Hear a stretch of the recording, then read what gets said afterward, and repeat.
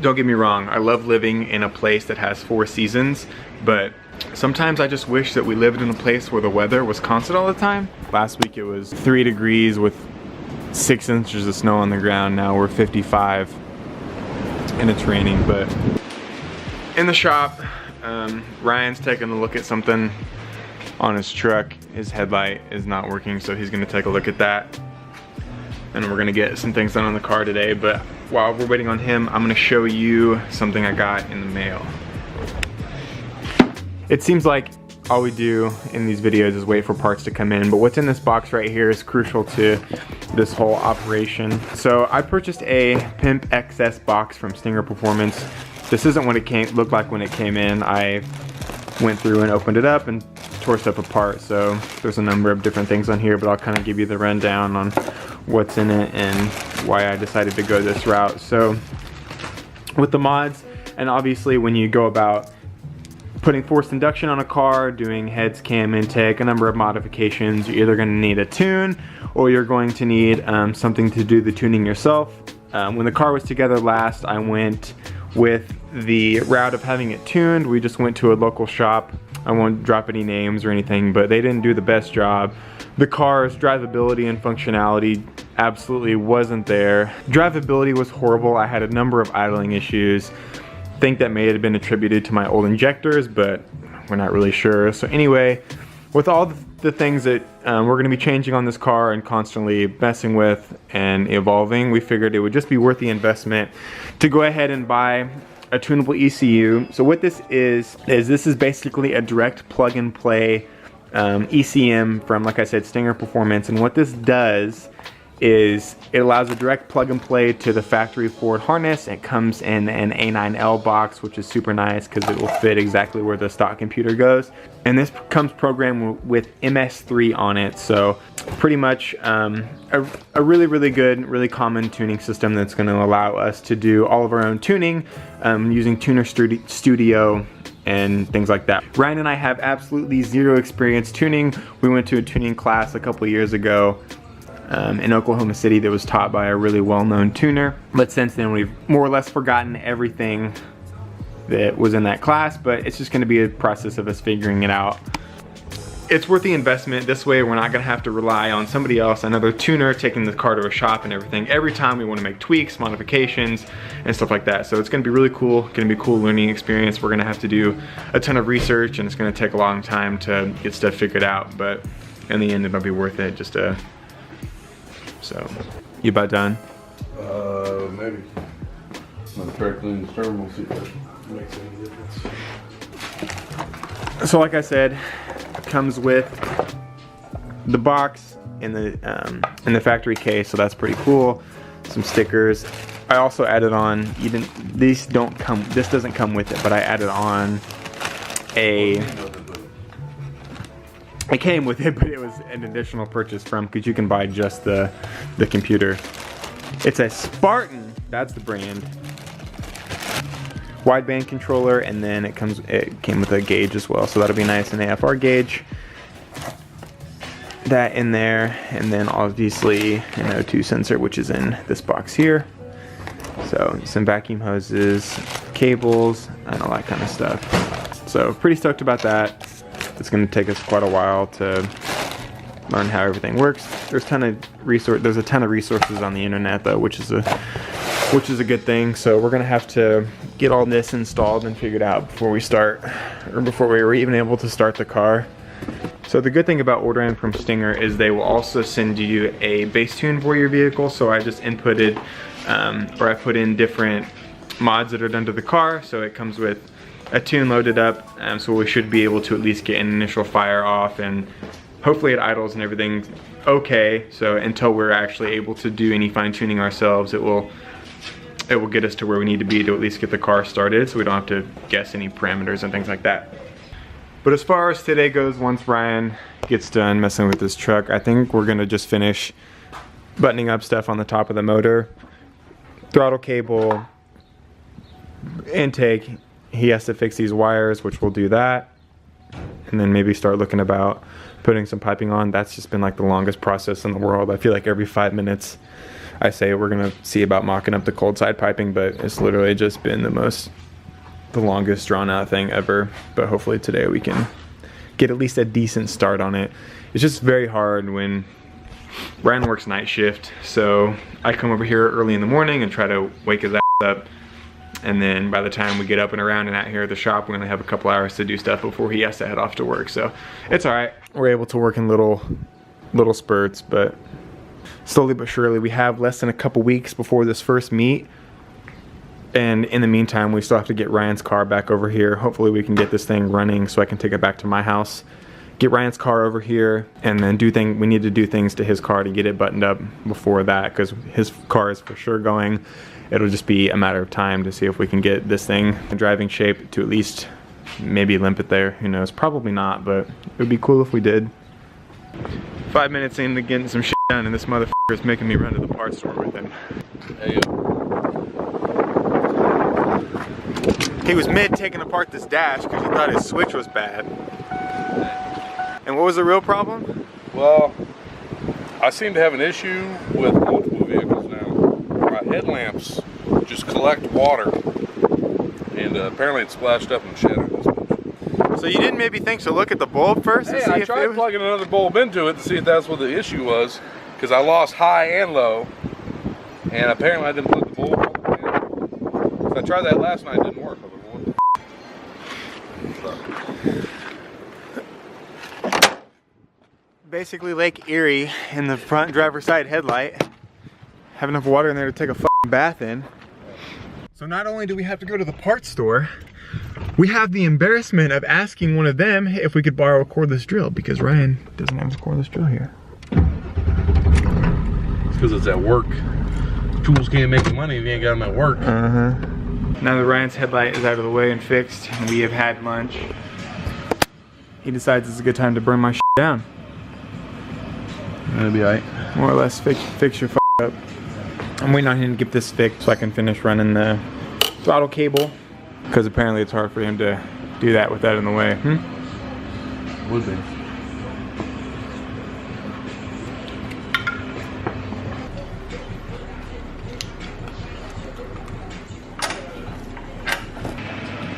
Oh, just no. I mean, it looks fine and just. So Jesse, I might have f***ed up when I f***ed up that wiring, but what did you f*** up? Something big. Not something big, but something. So as it turns out, this plenum has a plug on the bottom of it. That was pulled out when it got sandblasted. And throughout, technically it's not just my fault. Whoa, We guy. both put this on. Whoa, guy. This is your f***ing car. Don't give me that. Anyway, there's a plug on the bottom of this plenum. We absolutely forgot to put it in. Good thing Ryan said something about it, or else we would have completely forgot about it. And this car had been running like shit. Yeah, so good thing we ain't too far into this. Take this back off. I feel like that being open would have caused a problem. That may have caused some issues. So we're gonna get this cleaned out, put the plug in it, slap it back in, and get that done. Ryan got the wiring fixed yesterday. Like I said, I got an issue with buying old Ford parts. You're gonna see some shit like that probably accumulate and disappear. That whole table over there is full of parts for all my projects, but somebody else's shit is here. Anyways, that is now the correct plug for the TPMS sensor. This is the incorrect plug here for the EGR valve, which is no longer present. And I just had some heat shrink, and I kind of just heat shrinked it. This is not my favorite way to do it. I would have rather had like, not sure the best name for it, but it's that expanding loom. It's that Chinese finger trap looking stuff. I'd rather have that, and I really want to redo Jesse's whole like engine bay harness rather than split loom.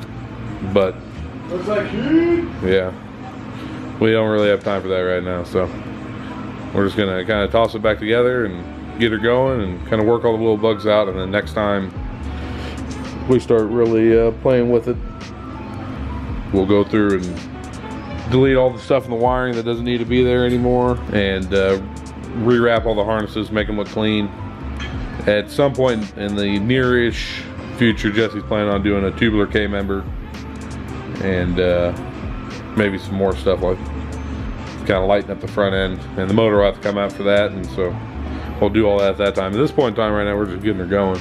But it goes a long way. No, I definitely got some in my fingers. That's good. It'll be alright. I don't want space to leak. Yeah, you're gonna leak. As well as, we were kind of worried after we put the plenum on the last time about the valve cover over here.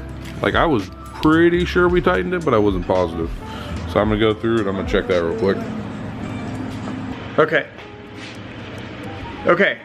So we got the plenum taken off, put the plug in it. Alright. Alright. Alright. Alright. Alright. So now that that's all back down, running into more issues. We were plugging everything up over here, and I still have yet to attach the throttle cable. When I got this new throttle body and deleted the EGR, I got this spacer, and it's just a little bitty spacer. It should be a lot thicker, so it's causing issues. My throttle cable is bumping into my fuel pressure regulator and everything over here, so it's almost damn near impossible to put on. So in order for us to make it fit right now until I'm able to get the correct size EGR spacer, we're just gonna go ahead and take off my cruise cable. This, what's on the back side, is what's prohibiting it from being able to put the bracket on. So I'll show you somewhere over here. Okay, so this is what the normal size of a EGR spacer should look like. I'd run this one, but it's too small. This is a 65 millimeter and I'm running a 75 millimeter, but you can clearly see the difference in those, so it's kind of a pain in the ass. However, it does work well because I was running a power pipe before, which make it stick out really far. So it allowed some more room over here. That's true. I would not have been able to run that power pipe with this size spacer. There's no f***ing way. I got the same spacer as that, but a 75 millimeter. A 75 millimeter. Then yours has to be running on the f***ing shock tower, rubbing. It's close. I mean, I ain't gonna say it's not close, but I mean, I got it. All right, well, regardless. That's the hold up, so that's what we're doing right now. Taking off this cruise control cable. There's a little motor over here. Just disconnecting all this. It'll make it much cleaner as well.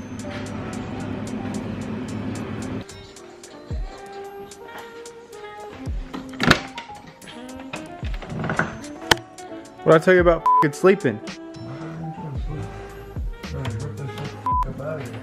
So it's not so simple to take this motor off from the outside. We have to unplug it from the harness going inside into the sensor. So the motor's all disconnected. We're just waiting. We're needing to get these wires unplugged from in there. The next day. It's Friday. Jesse's working today. I'm about to head to work. Like he kind of said in one of our earlier videos though, we're having the largest car show of the year here in like, it's probably like 3 weeks now, to be honest. And so it's pretty quick. Jesse's car, we're still kind of in the midst of not necessarily a lot of big things, but a lot of little things, and it's going to take some time. But regardless, we are definitely going to have my car there. And to do that, there's definitely a couple things I need to do for it to look presentable. One of which is it needs a wing. Like we showed you whenever we kind of pushed it out of the storage unit, it is wingless. I bought that Cobra wing. That's one, actually I bought that LX wing originally, and I was going to put it on there rather than the saline whale tail it had, because I'm not a big fan of those. And then in the time that happened, I ended up getting that Cobra wing from a swap meet. So I'm gonna pull it down. My plan was I was originally gonna paint it myself, and we've been waiting for some warmer days. Today is actually decently warm, but I don't really have anywhere to do it, and it is still rather windy. So with like 3 weeks, I'm gonna take it down to my local body shop, because that's how I like to do things. Ain't no time like crunch time. Hopefully that don't fall, because that would suck.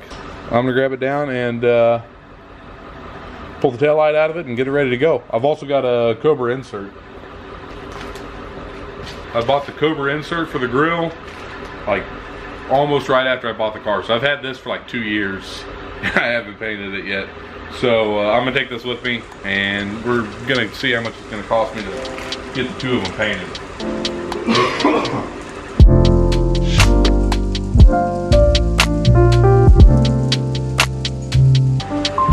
The other part about it is up front here, it's got threaded inserts, so you can take a bolt from the bottom and thread it up.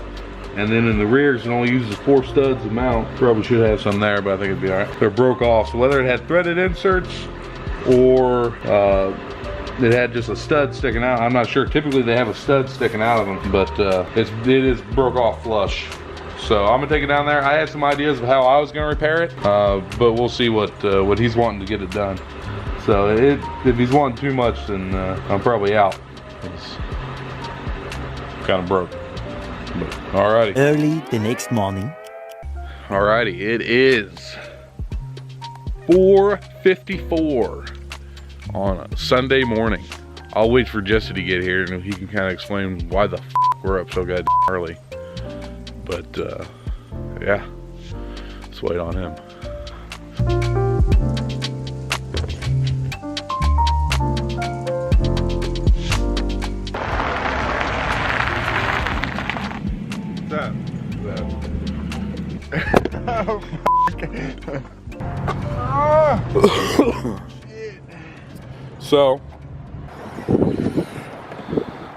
So we came up to all the way to Nebraska Fort, northwest of Omaha.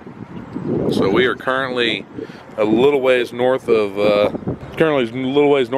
on I-29, and picked up Jesse a set of SVEs with some radials on them. Yeah.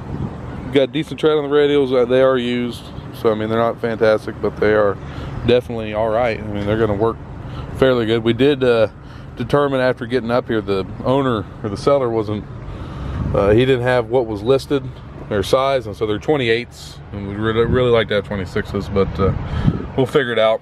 Jesse, my car's got 26s on it, and I had 28s on it, but I didn't have enough power. Actually, I think mine might have been 29s.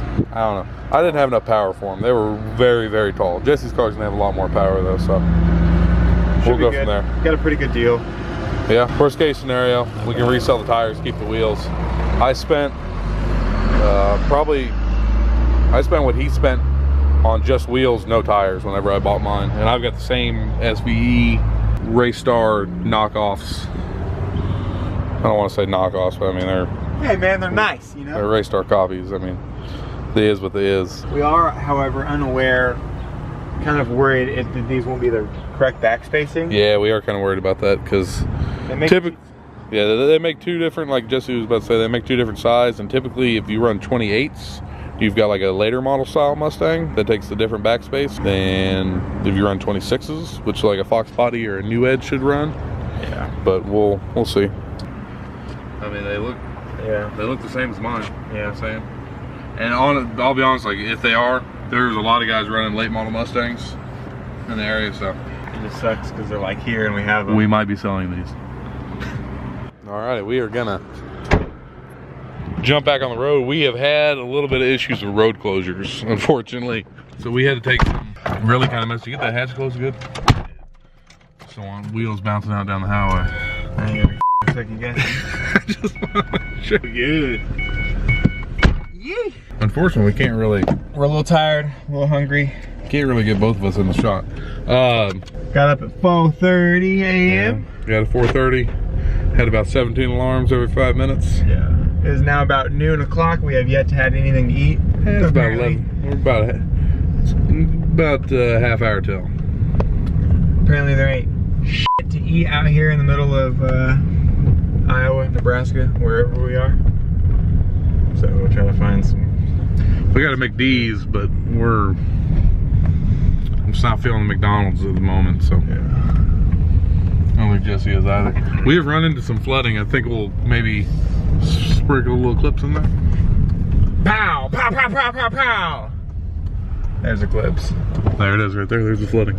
Yeah. No, it's kind of bad. We did saw some trailers that definitely got a little bit of water damage, and we believe there might be a section of I-29 that is underwater right now. So we're running down I-29. We're gonna hit Omaha, and then we'll see where we can go. So.